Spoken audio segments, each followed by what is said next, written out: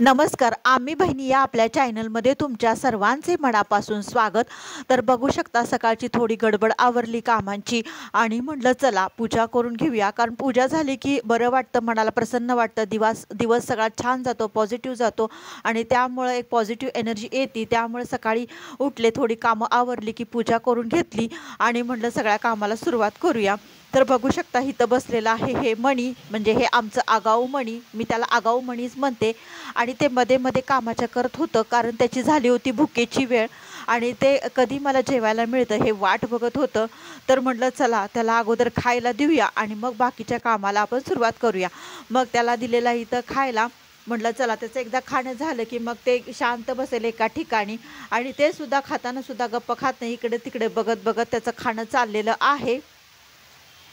नाहीतर मग उगीच कामं सुधरून देत नाही आणि पायात पायात करायला लागतं. त्यामुळे त्याला वेळेत खाऊ हा घालावाच लागतो.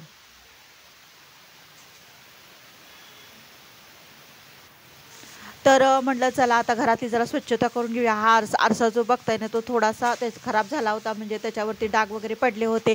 तर न्यूजपेपरवरती थोडं पाणी घेऊन मी असं पुसून काढते. जर कापडाने पुसलं तर डाग पडतात, त्यामुळे तुम्ही सुद्धा न्यूजपेपरनं पुसून काढा, म्हणजे ते अगदी चकचकीत आणि आरसा स्वच्छ निघतो. आणि बाहेर गेले होते, सर्व अस्तरं घेऊन आले, कारण एकदम आले होते 8 ड्रेस शिवायला. तर म्हटलं सगळे अस्तरं चेक करत होते की सगळे अस्तरं आणली की नाही, का काय राहिलं.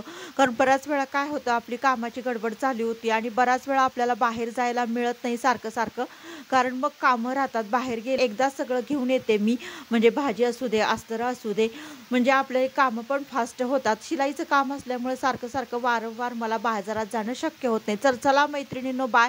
भेटूया अशाच एका